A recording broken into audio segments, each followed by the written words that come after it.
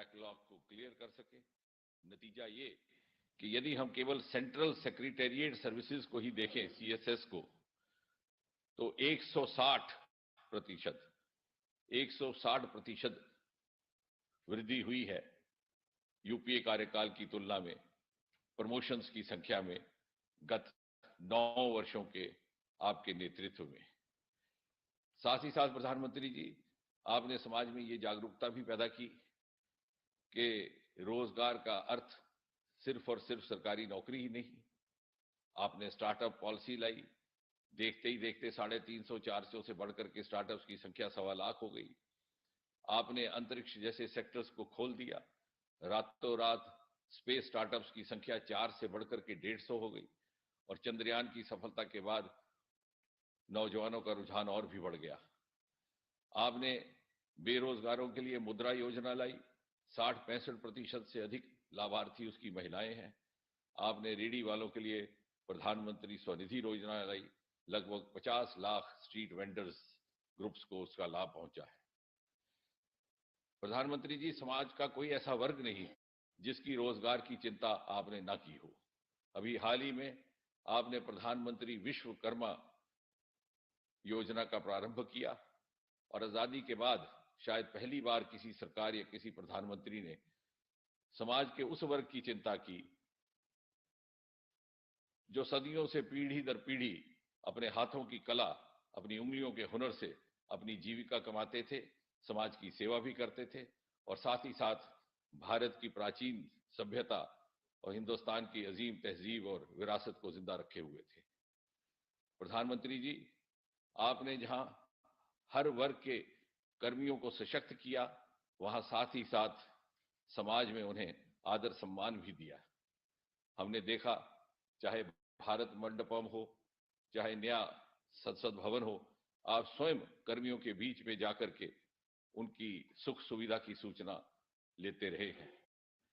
और आज भी जब ये 50,000 नियुक्ति पत्र जारी होंगे, इसमें से अधिकतर डाक विभाग के हैं। हम सभी ये जानते हैं, आज का डाक विभाग वो गुजरे जमाने का डाक विभाग नहीं रहा। ये वही विभाग है जिसके माध्यम से बुजुर्गों को हर महीने पेंशन पहुंचता है। ये वही विभाग है जो आपके द्वारा सन 2023 में शुरू की गई महिला सम्मान सेविंग सर्टिफिकेट्स को लगभग 1.5 लाख डाकखानों के माध्यम से वितरित कर रहा है। ये वही विभाग है जो सुकन्या समृद्धि के 46,000 से अधिक खाते खोल चुका है, और पोस्ट ऑफिस, पासपोर्ट सेवा केंद्र जैसे अन्य सर्विसेज भी उपलब्ध करवा रहा है।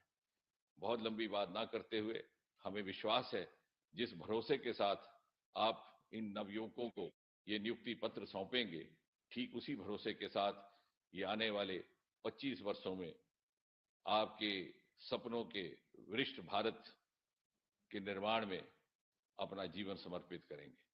धन्यवाद प्रधानमंत्री जी। धन्यवाद माननीय मंत्री जी।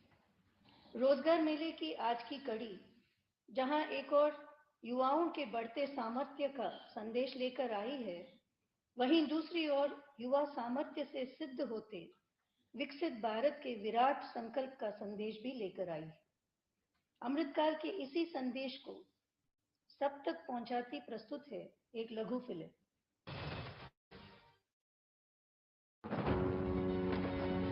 भारत दुनिया की सबसे तेजी से बढ़ती इकोनॉमी, भारत दुनिया का सबसे युवा देश। आज भारत के यशस्वी प्रधानमंत्री श्री नरेंद्र मोदी के कुशल नेतृत्व में तेजी से आगे बढ़ रहा है। नित नई ऊंचाइयां छूते भारत की बढ़ती ताकत है यहां की आकांक्षी और ऊर्जावान युवा शक्ति। युवा शक्ति के सपनों को पंख देने के लिए मोदी जी के नेतृत्व में स्किल और नवाचार से लेकर स्टार्टअप, रोजगार और स्वरोजगार तक पिछले 9-10 सालों में लगातार नए अवसर और नई संभावनाएं सृजित की गई हैं, जिसका लाभ करोड़ों युवाओं को मिला है। युवा शक्ति के सामर्थ्य से राष्ट्र निर्माण के लक्ष्य को जोड़ने के इन्हीं प्रयासों की श्रृंखला में एक अहम कड़ी बनकर उभरा है रोजगार मेला। रोजगार मेला के तहत सरल, समयबद्ध और पारदर्शी तरीके से भारत सरकार सहयोगी राज्य सरकारों के साथ मिलकर 10 लाख युवाओं को सरकारी नौकरियां देने के लिए संकल्पबद्ध प्रयास कर रही है। देश में चल रहा ये रोजगार अभियान पारदर्शिता और सुशासन, गुड गवर्नेंस दोनों का ही प्रमाण है। बीते वर्षों में जिस तरह बड़े पैमाने पर युवाओं को सरकारी नौकरी दी गई है, यह अभियान भी अपने आप में अभूतपूर्व है। अब तक 5 लाख से अधिक युवा कर्मयोगी रोजगार मेला के तहत सरकारी नौकरी पाकर भारत को विकसित भारत बनाने के संकल्प को मजबूती दे रहे हैं। राष्ट्र निर्माण का अहम हिस्सा है रक्षा मंत्रालय, स्वास्थ्य और परिवार कल्याण मंत्रालय में ग्रामीण डाक सेवक, सहायक लेखा अधिकारी, आयकर निरीक्षक, वैज्ञानिक अधिकारी, लिपिक, जूनियर इंजीनियर, नर्सिंग अधिकारी, डॉक्टर, प्रोफेसर के रूप में नए भारत की विकास यात्रा का हिस्सा बनेंगे। रोजगार मेला आज युवाओं के सपनों को सच करने का सशक्त माध्यम बन चुका है। विकसित भारत के संकल्प से जुड़ रहे सभी कर्मयोगियों को बहुत बहुत बधाई।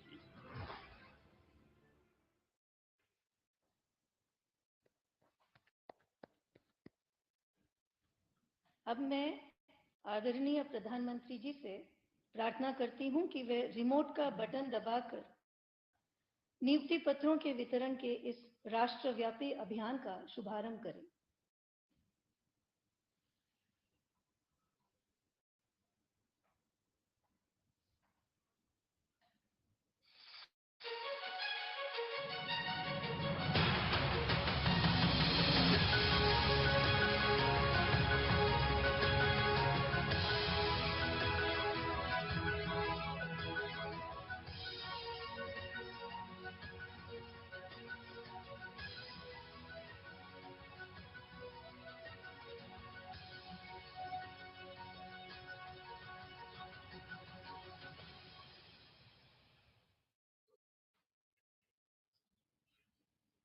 मैं आदरणीय प्रधानमंत्री जी से निवेदन करती हूं कि रोजगार मेले के इस विशेष अवसर पर अपने ओजस्वी संबोधन से हम सभी का तथा राष्ट्र की युवा महाशक्ति का पथ प्रदर्शन करें। नमस्कार। आज के इस रोजगार मेले में जिन अभ्यर्थियों को सरकारी सेवा के नियुक्ति पत्र मिले हैं, उन सभी को बहुत बहुत बधाई। आप सभी ने कड़े परिश्रम के बाद ये सफलता हासिल की है। आपका चयन लाखों अभ्यर्थियों के बीच से किया गया है। इसलिए इस सफलता का आपके जीवन में बहुत बड़ा महत्व है। आज चारों तरफ देश में गणेश उत्सव की धूम चल रही है। इस पावन काल में आप सभी के नए जीवन का श्री गणेश हो रहा है। भगवान गणेश सिद्धि के देवता है। मेरी कामना है कि आपकी सेवाओं का संकल्प राष्ट्र के लक्ष्यों को सिद्धि तक ले जाएगा। साथियों, आज हमारा देश ऐतिहासिक उपलब्धियां और फैसलों का साक्षी बन रहा है। कुछ दिन पहले ही नारी शक्ति वंदन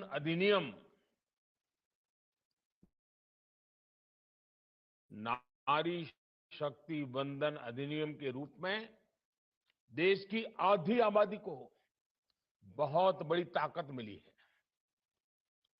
30 वर्षों से महिला आरक्षण का जो विषय लंबित था, वो अब रिकॉर्ड वोटों के साथ दोनों सदनों से पास हुआ है। आप कल्पना कीजिए कि कितनी बड़ी उपलब्धि है। ये मांग तब से हो रही थी जब आप लोगों में से ज्यादातर लोगों का जन्म भी नहीं हुआ होगा। ये निर्णय देश की नई संसद के पहले सत्र में हुआ है। एक तरह से नई संसद में देश के नए भविष्य की शुरुआत हुई है। साथियों, आज इस रोजगार मेले में भी हमारी बेटियों को बड़ी संख्या में नियुक्ति पत्र मिले हैं। आज भारत की बेटियां स्पेस से स्पोर्ट तक अनेक नए कीर्तिमान बना रही है। मुझे नारी शक्ति की इस सफलता पर बहुत बहुत गौरव होता है। सरकार की नीति भी यही है कि नारी शक्ति के लिए नए नए द्वार खोल दे जाएं। हमारी बेटियां अब देश के सशस्त्र बलों में कमीशन लेकर राष्ट्र सेवा के रास्ते पर आगे बढ़ रही है। हम सभी का अनुभव है कि नारी शक्ति ने हमेशा नई ऊर्जा के साथ हर क्षेत्र में बदलाव किया है। हमारी आधी आबादी के लिए सरकार का सुशासन और बेहतर हो, इसके लिए आपको नए आइडियाज पर काम करना चाहिए। साथियों, आज 21वीं सदी के भारत की आकांक्षा है बहुत ऊंची है। हमारे समाज की सरकार से अपेक्षाएं बहुत ज्यादा है। आप खुद देख रहे हैं कि नया भारत आज क्या कमाल कर रहा है। ये वो भारत है जिसने कुछ दिनों पहले चंद्रमा पर अपना तिरंगा लहराया है। इस नए भारत के सपने बहुत ऊंचे हैं। देश ने 2047 तक विकसित भारत बनने का संकल्प लिया है। अगले कुछ वर्षों में हम तीसरी सबसे बड़ी इकोनॉमी बनने वाले हैं। आज जब देश में इतना कुछ हो रहा है, तो उसमें हर सरकारी कर्मचारी की भूमिका बहुत ज्यादा बढ़ने वाली है। आपको हमेशा सिटीजन फर्स्ट की भावना से काम करना है। आप तो एक ऐसी जनरेशन का हिस्सा हैं जो टेक्नोलॉजी के साथ बड़ी हुई है। जो गैजेट्स आपके पेरेंट्स मुश्किल से ऑपरेट कर पाते हैं, आपने खिलौनों की तरह उनका इस्तेमाल किया है। टेक्नोलॉजी से इस सहजता को अब आपको अपने कार्यक्षेत्र में इस्तेमाल करना है। हमें सोचना होगा कि हम गवर्नेंस में भी टेक्नोलॉजी की मदद से कैसा नया सुधार कर सकते हैं।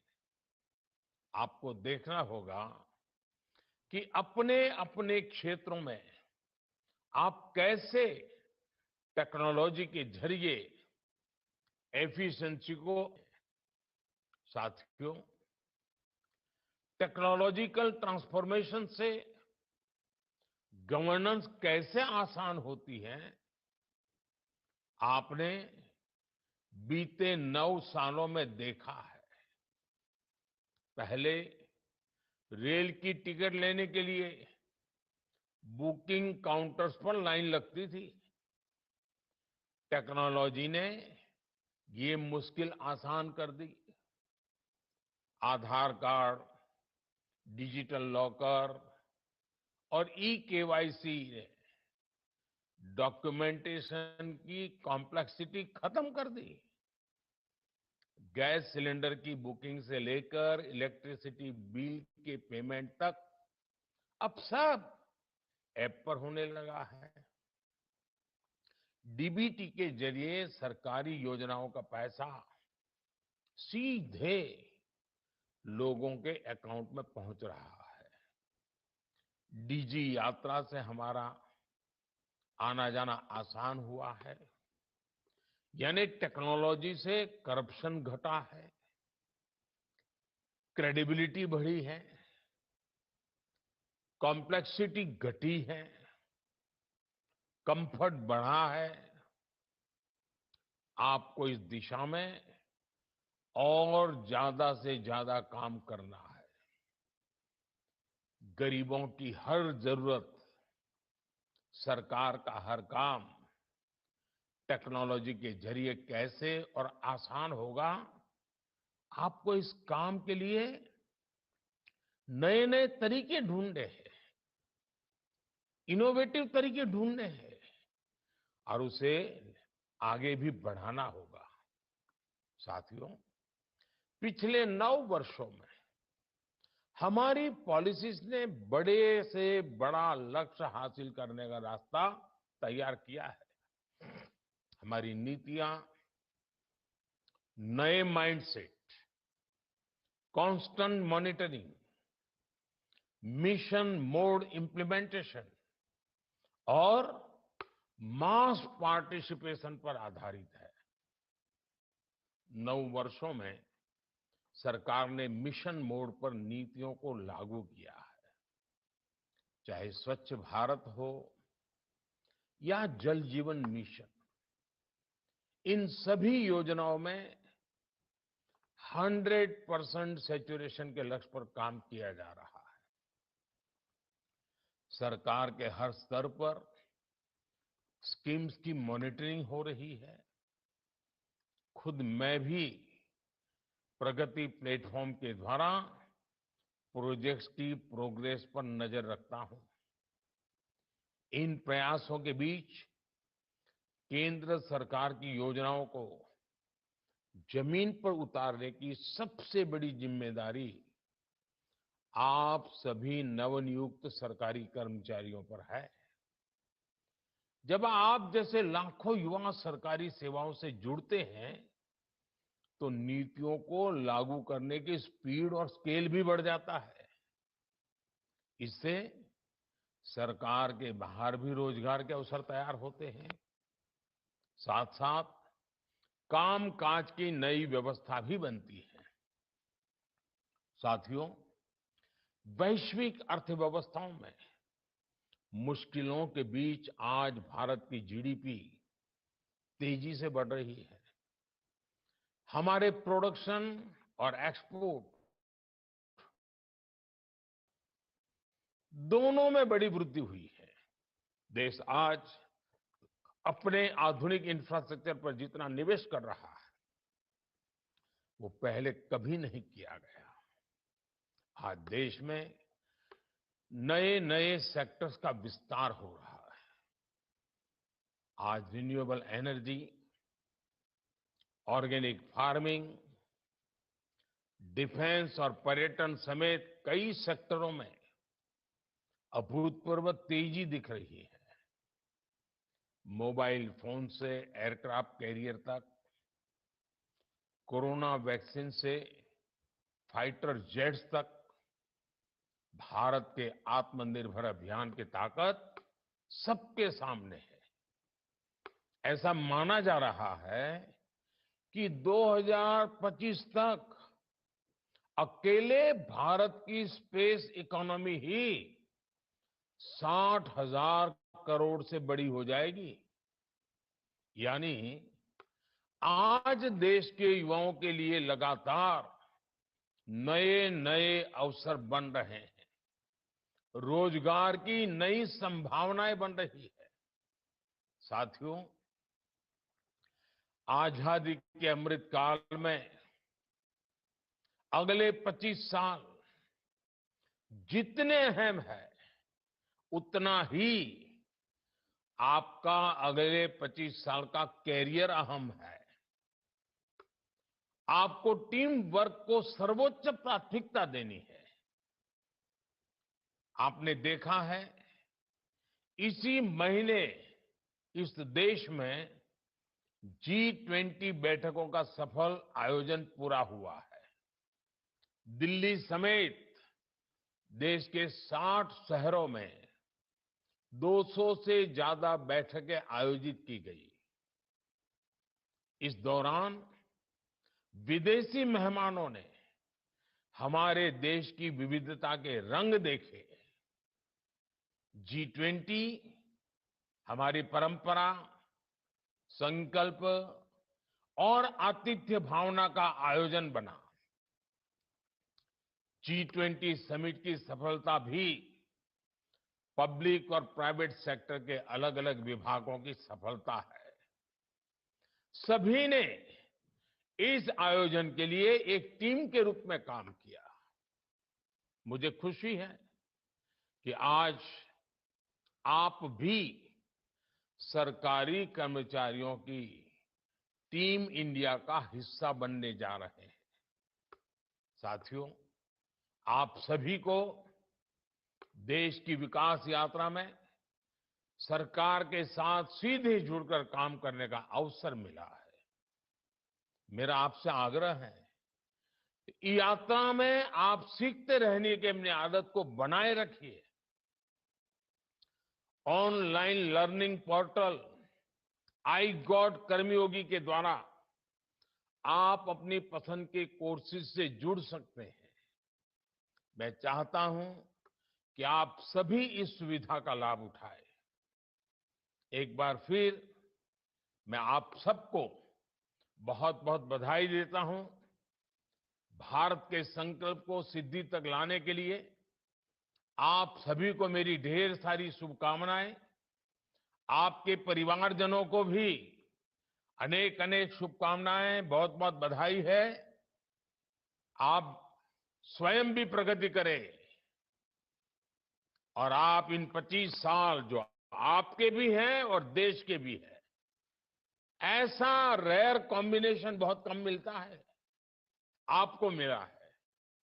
आइए साथियों, संकल्प लेकर के चल पड़े, देश के लिए जीकर दिखाएं, देश के लिए कुछ करके दिखाएं। बहुत बहुत शुभकामनाएं, बहुत बहुत धन्यवाद।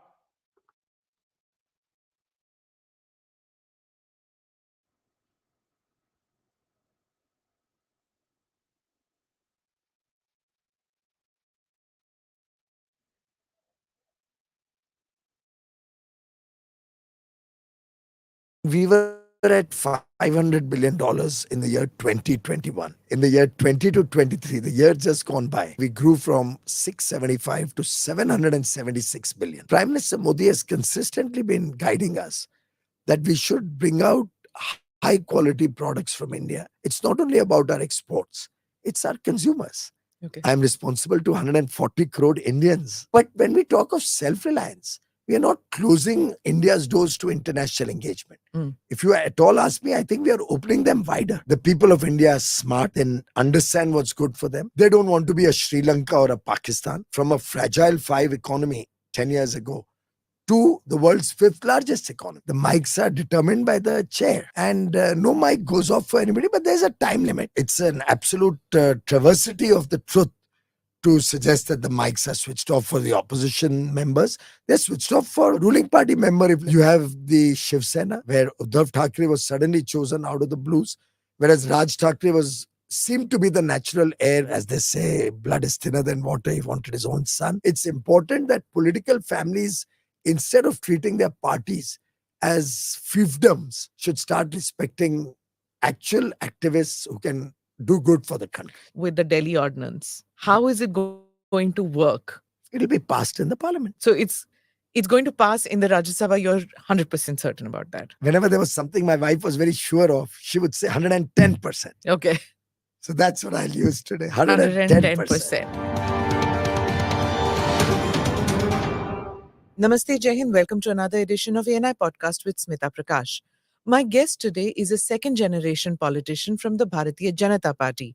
He has seen policies and programs being formed in the party in the Vajpayee-Advani era and now to the Modi-Shah era. Piyush Goyal is known to be part of the group of ministers which is on a mission mode to accomplish goals set before them before campaigning begins for the 2024 general election. Mr. Goyal has held several portfolios in the cabinet, but currently he is Minister of Commerce and Industry, Consumer Affairs and Public Distribution, Minister of Textiles, and is leader of the Rajya Sabha. In his tenure as Minister of Commerce and Industry, India achieved its highest ever exports of about $675 billion in 2021-22. Piyushji, thank you so much for being part of this podcast. I've been looking forward to speaking with you. I've interviewed you before, but not as part of the podcast. This is a completely different format, but you are mahir in all this. You've done a podcast before.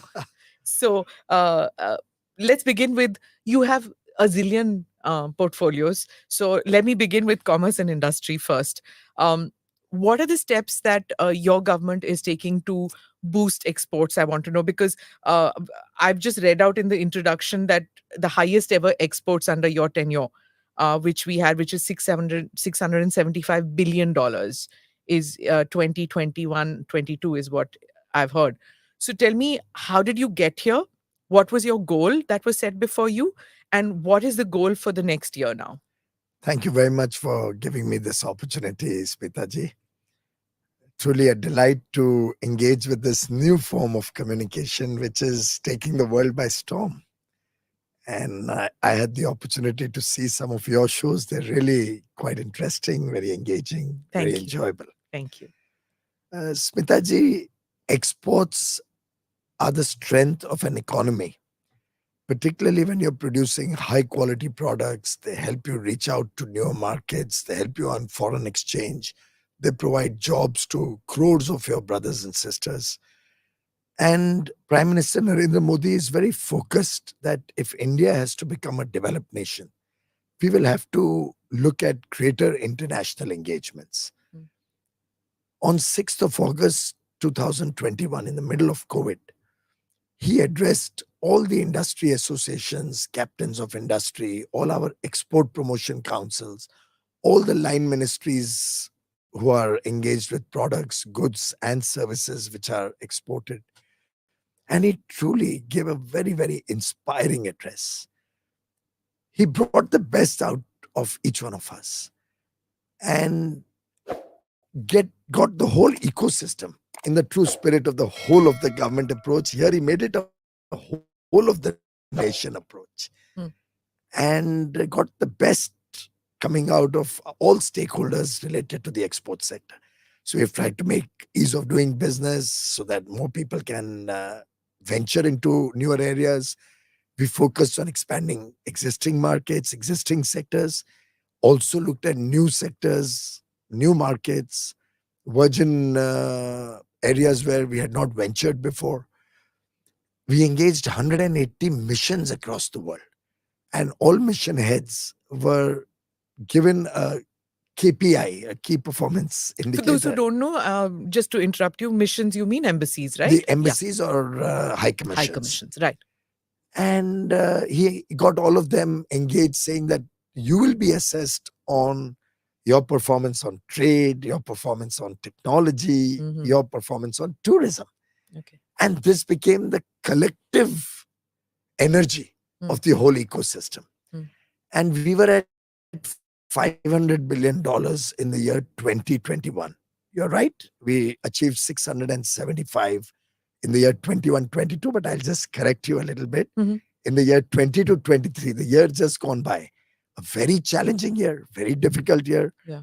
The conflict is not over. World's biggest and most developed nations are facing recession. Inflation is very high.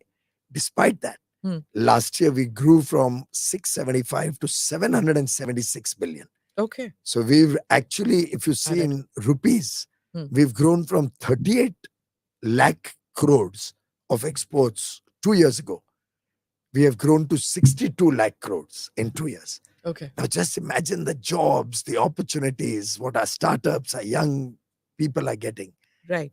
Now, tell me in this quality control, because exports, one was always, talking about exports, and then you say exports cannot go up because India doesn't have quality control. So where was it on your priority list to see that ye jugaad ka maal nahi karna chahiye to have quality control? I know, aapko yaad hoga, there was a time when you went to the market, you would say कि भैया export quality का माल दिखाना, यहाँ लिखा होता था for export quality. Yeah.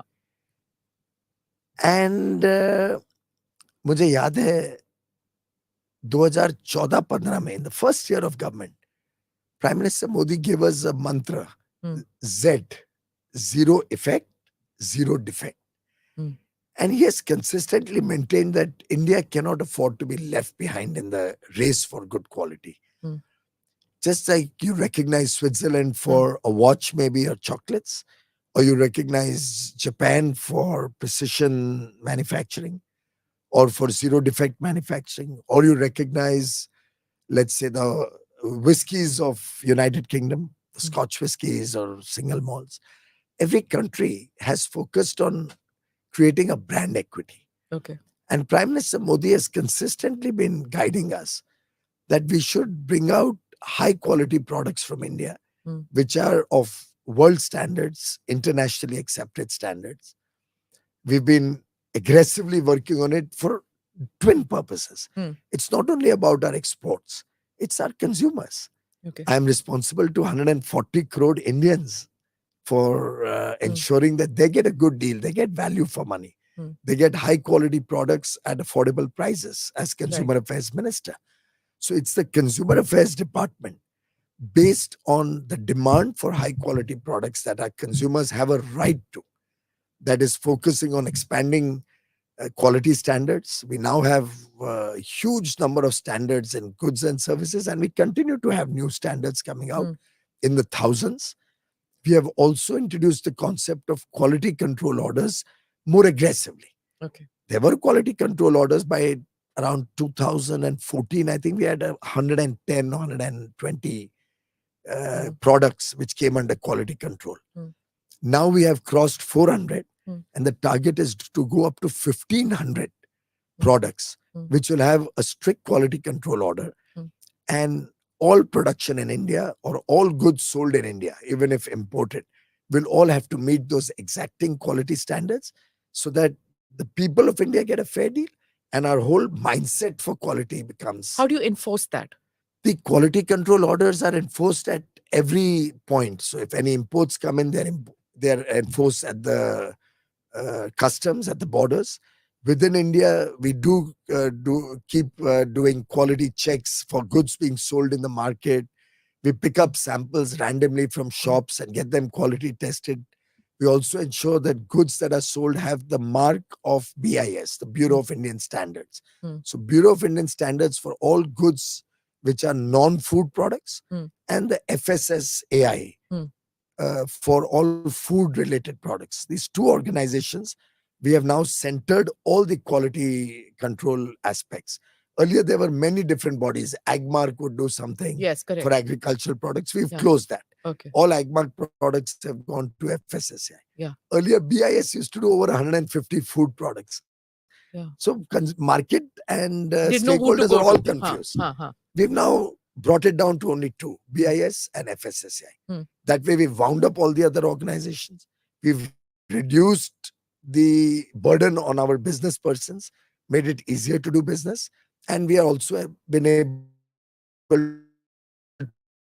to enforce effective. To come under ease of doing business also, which you talked about, where, people who are manufacturing, they have a single window to go to, and they are not confused.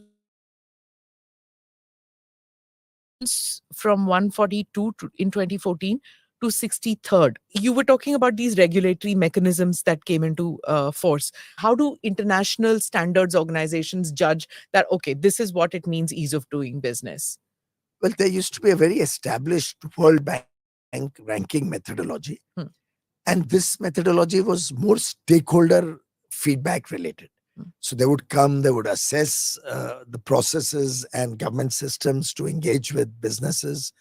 They would talk to business persons, micro, small, medium, and large, and find out whether people are really experiencing that change. And out of that, they would work out the index. And the index is not an absolute number. Okay. It's a relative index. Hmm. So you are relative to other countries Hmm. at 63rd rank today. Right. Unfortunately, in 2019, some irregularities were found in a neighboring nation. Not necessarily a nation which has very transparent systems. So therefore, they tried to game the ranking system, got caught with their hand in the till. And the World Bank decided to discontinue the rankings. Despite that, we have continued to rank our states